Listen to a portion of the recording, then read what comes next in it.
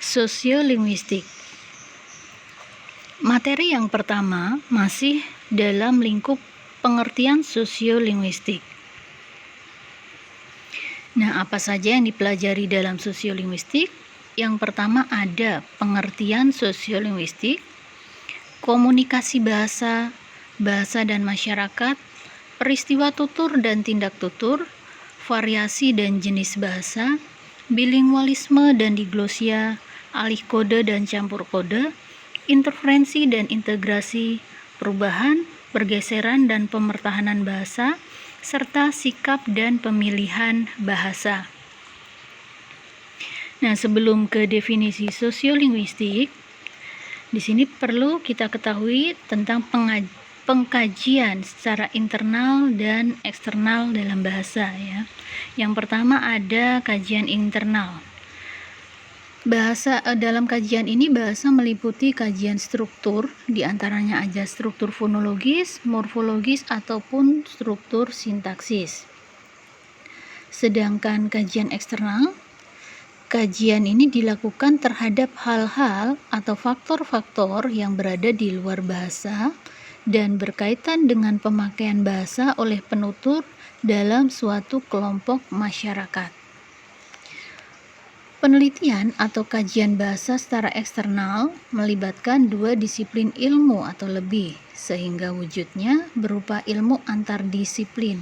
Begitu juga dengan sosiolinguistik. Sosiolinguistik berasal dari dua disiplin ilmu, yaitu ilmu sosiologi dan ilmu linguistik. Perlu kita ketahui bahwa sosiologi merupakan kajian objektif dan ilmiah tentang manusia di dalam masyarakat, lembaga-lembaga, dan proses sosial yang ada di dalam masyarakat. Sedangkan linguistik merupakan bidang ilmu yang mempelajari bahasa dan mengambil bahasa sebagai objek kajiannya. Jadi, sosiolinguistik merupakan bidang ilmu antardisiplin yang mempelajari bahasa, kaitannya dengan penggunaan bahasa tersebut dalam suatu masyarakat.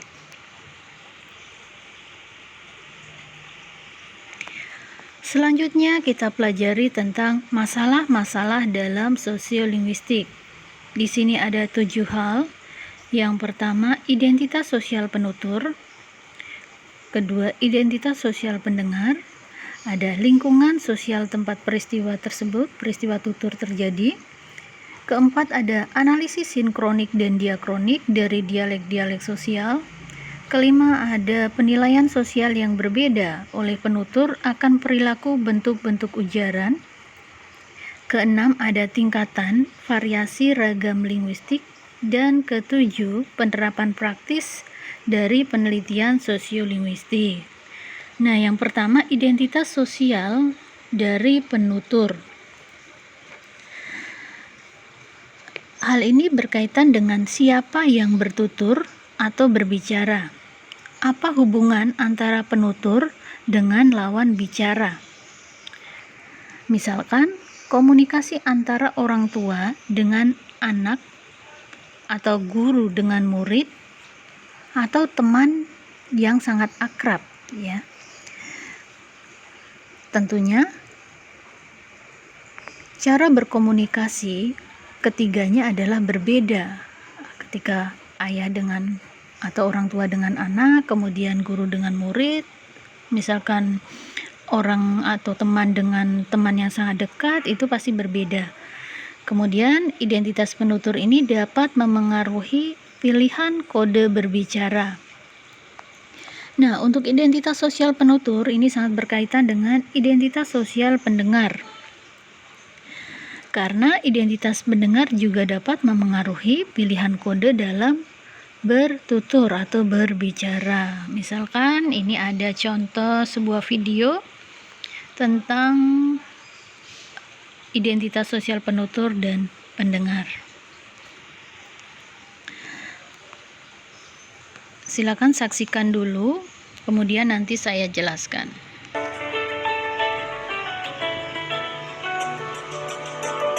Rika Miswati ya? Iya.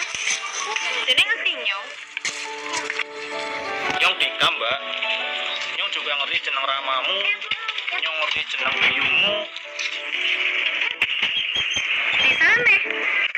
Yang ngerti mbak lagi nyong maring anak rama biyumu kan nunggak angsuran 3 bulan.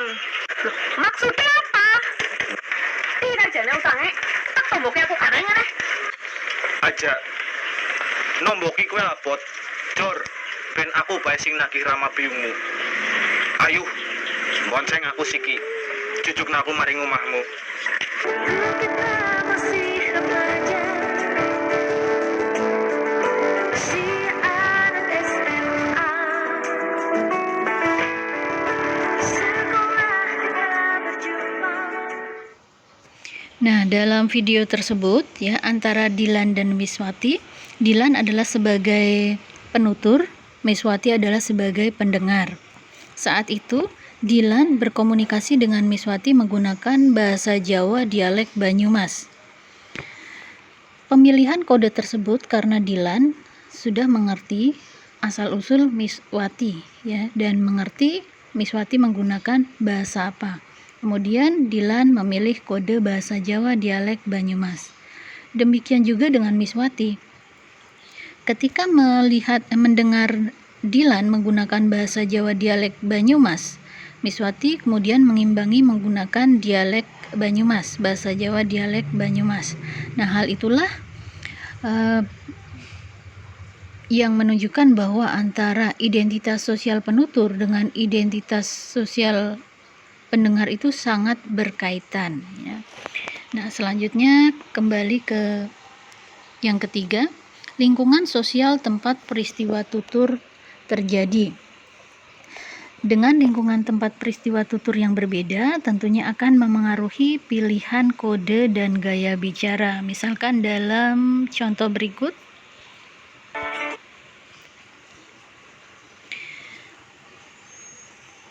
nah, yang pertama adalah ketika berada di perpustakaan, yang kedua di lapangan sepak bola, dan yang ketiga adalah di pinggir jalan.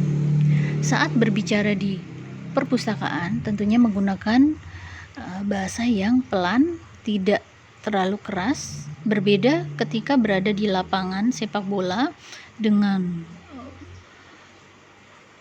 tempat yang luas, kemudian ramai, apalagi di pinggir jalan dengan suara-suara mobil dan sebagainya. Nah, hal itu tentunya akan sangat berbeda.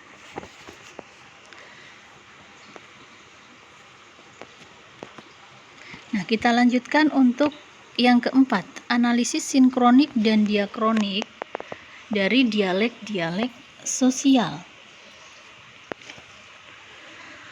Analisis sinkronik dari dialek-dialek sosial ini digunakan para penutur sehubungan dengan kedudukan mereka sebagai anggota kelas-kelas sosial tertentu di dalam masyarakat. Biasanya dalam masyarakat itu ada yang namanya kelas-kelas sosial tertentu. Nah, kelas-kelas sosial tersebut bisa berdasarkan kebangsawanan, bisa berdasarkan perbedaan usia, bisa berdasarkan pekerjaan dan sebagainya. Misalkan dalam contoh berikut. Nah, ini kalau tingkat yang pertama ya.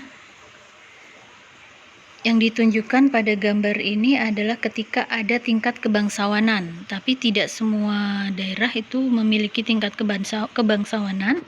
Sedangkan yang kedua ini adalah berdasarkan perbedaan usia, yaitu antara seorang ibu dengan anaknya. Penutur pertama adalah anak, menggunakan bahasa Jawa kromo ya ini.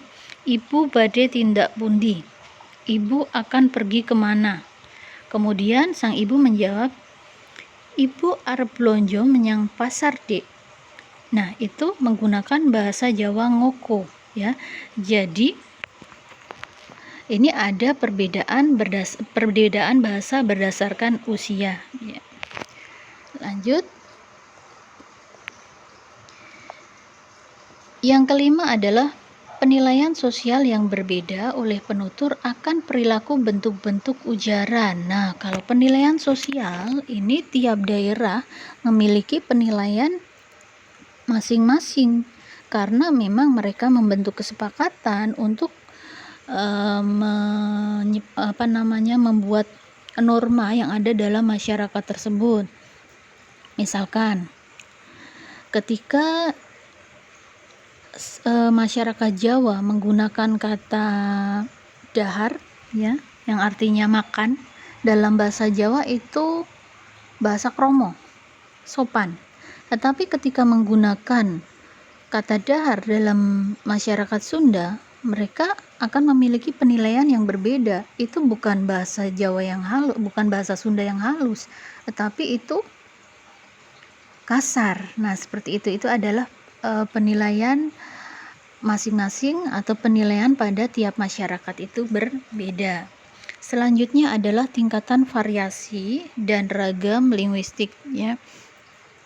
Nah, tingkatan variasi ini bisa bermacam-macam ya, karena mengingat bahwa masyarakat itu heterogen ya. Jadi ada bahasa yang berfungsi sebagai bahasa sosial, politik dan sebagainya, atau variasi-variasi dialek, ada yang namanya kronolek, basilek dan sebagainya. Yang ketujuh adalah penerapan praktis dari penelitian sosiolinguistik. Nah, kalau penerapan praktis ini setelah sosiolinguistik itu dilakukan sebuah penelitian, nanti bisa diterapkan dalam pengajaran bahasa. Misalkan sudah belajar sosiolinguistik, jadi tahu ketika berbicara dengan lawan tutur, siapa lawan tuturnya, siapa penuturnya, akan menjadi tahu bagaimana ketika menggunakan diksi yang baik, itu ketika belajar sosiolinguistik. Kemudian penerapan yang lain adalah untuk pembakuan bahasa. Apakah bisa menentukan bahwa bahasa ini baku atau tidak?